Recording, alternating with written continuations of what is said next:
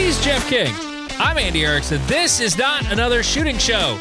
We go to Elgin, Illinois. I'm not sure where this took place. Somewhere named Elgin. And I think there's an Elgin there. Kershaw County, wherever that is. On Smyrna Road in Elgin. You Google Elgin, Kershaw County, and tell me what state it's in. A 21-year-old armed burglary suspect is in custody following a joint response by the Kershaw County Sheriff's Office and the Elgin Police Department. At approximately 3:30 a.m. on August 12th, KCSO deputies and Elgin police officers responded to a residential burglary. According to investigators, Elijah Isaiah Bell forced entry into the home, awakening the occupants. Investigating officers later determined that the flashlight used by Bell was mounted directly to his firearm, meaning the weapon was pointed directly at the residents, which has been confirmed by a subsequent investigation. The residents weren't harmed, but according to investigators, Bell then fled the home on foot. He was getting chased by canines and drones, and investigators believe that while attempting to evade law enforcement, he accidentally shot himself in the leg. I wonder if his light was still on when he shot himself in the leg. I hope so. I do too. It's South Carolina, by the way. Oh, it was South Carolina. All right.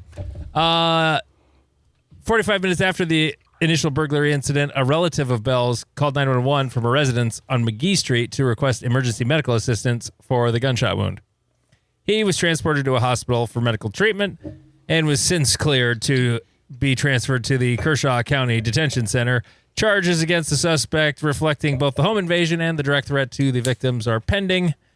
And that's pretty much the story. If you're going to run from cops, throw your gun away. Well, that doesn't do any good either. Well, it's better than hanging on to it, though. Yeah.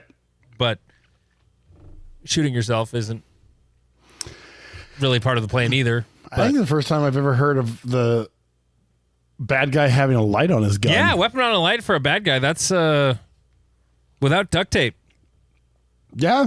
I mean, I've seen a lot of like really bad. Well, I've seen lasers on them before, but I've seen more lasers than I have lights. Yeah, lasers are worthless. I saw we're starting with a side tangent. I saw a dude he had a quad rail handguard. He put 4 lasers. So at the proper distance, they were all on top of each other. But as you got closer, it looked like the Predator. Yeah. 4. So you could there it is. Pop. I was like, that's cool. That is cool. So Staccato stepped on their dick this week. Oh, God. Or last week. In the best way possible. Basically, they sent a very tone-deaf, very blunt email to the dealers that they were no longer going to be dealing with, that they were cutting out of their dealership network. And then at the same time, there was, I think, I followed The Range in Austin, I think it is. And they're like, hey, we're a Staccato dealer now. And everybody in the comments is like, maybe you should ixnay on the Acado stay. Are you sure you're still part of the dealer network? That was kind of funny. And then I saw, what's her face from Top Shot? Oh, she used to shoot for Glock. What's her name?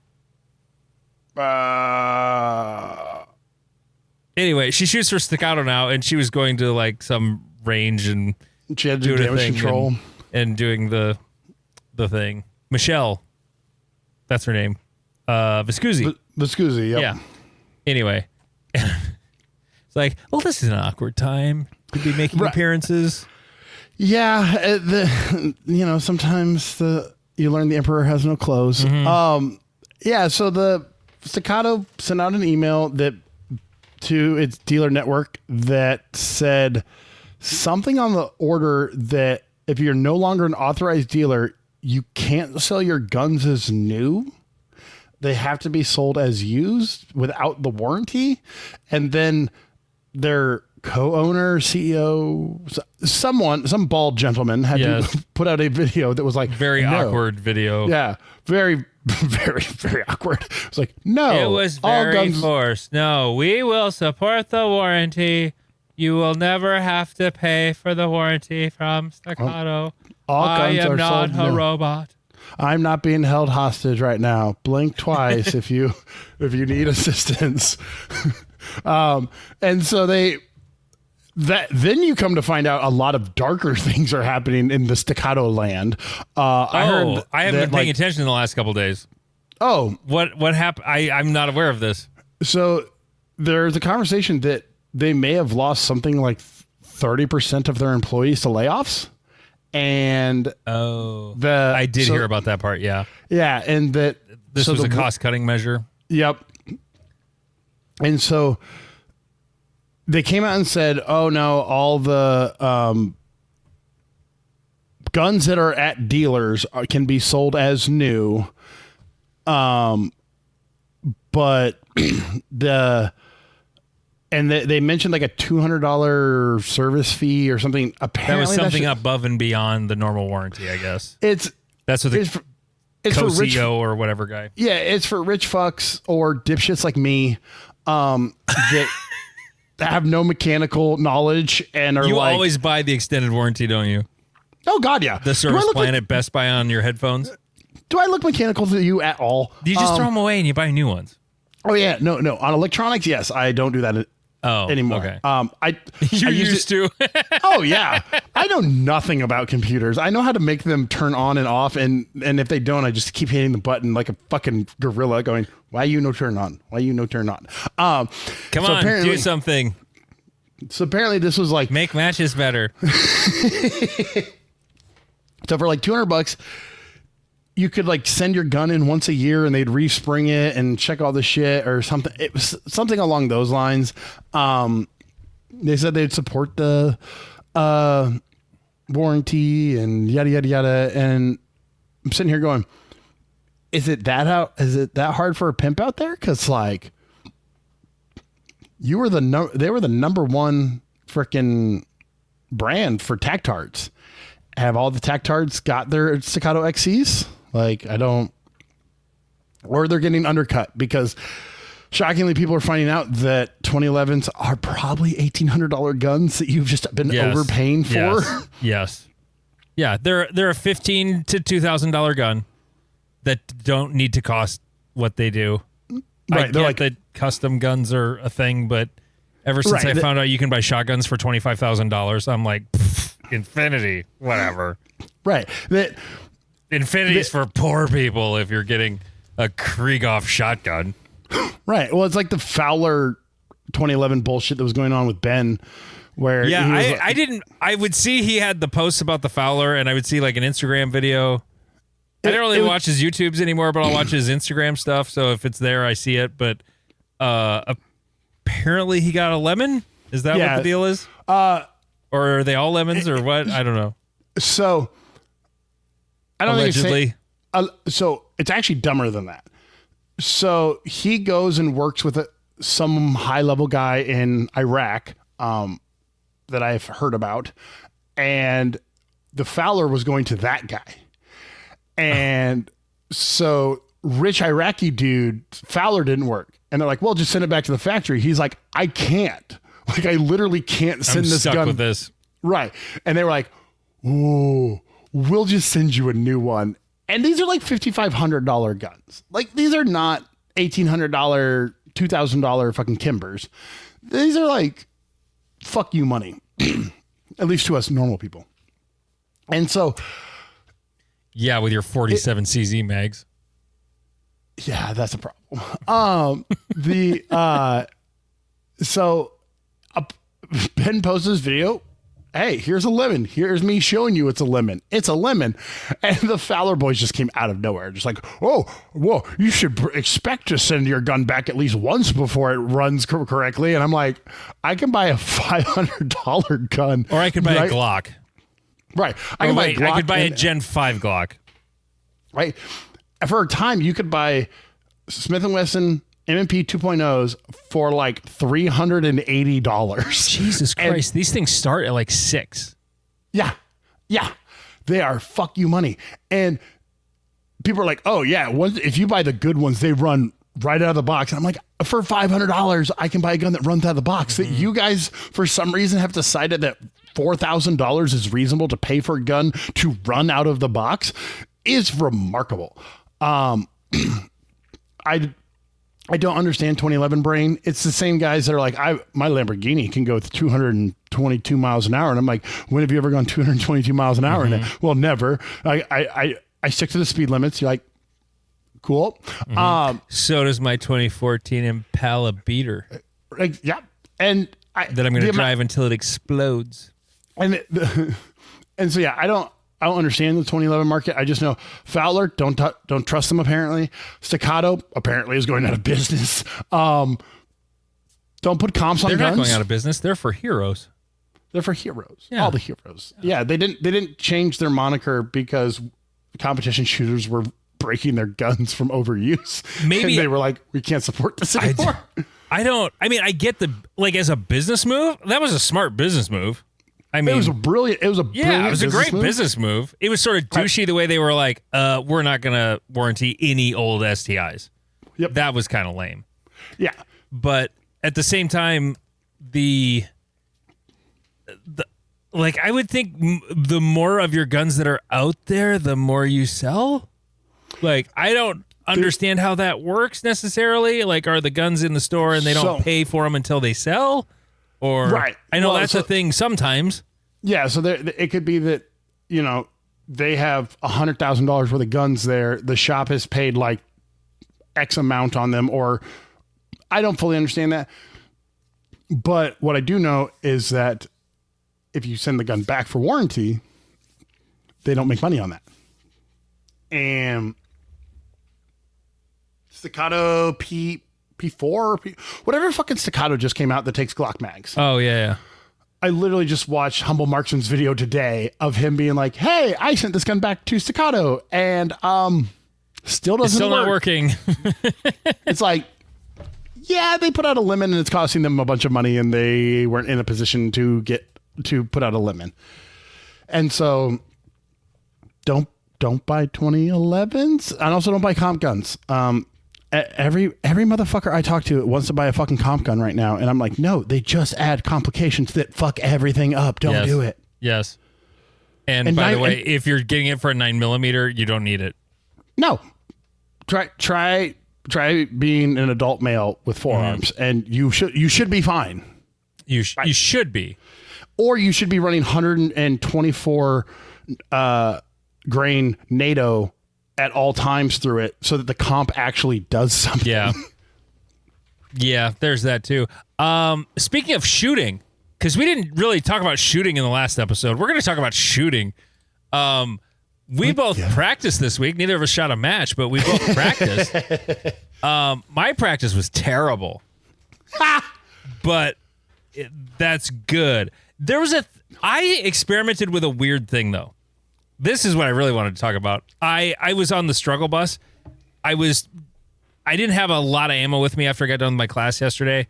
So I had about 180 rounds or so. So not as much as I would normally use in a practice, but I was working on shooting on the move.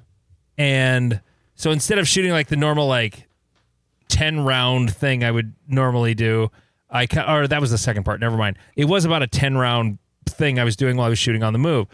And no matter what I did with my feet, when I was trying to shoot aggressively while moving, every time a foot hit the ground, my arms, there's that movement in the arms.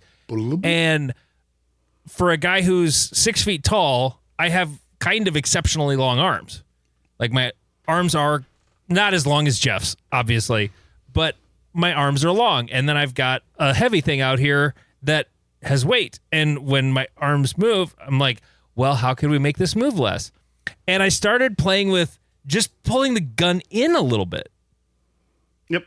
To make it less of a long thing, It has more leverage to bounce. Classic, use your elbows as the shock absorber? No, it wasn't even that. It was just so that if you have your arm out, it's harder to keep it still than if it's partially in. You know what I mean?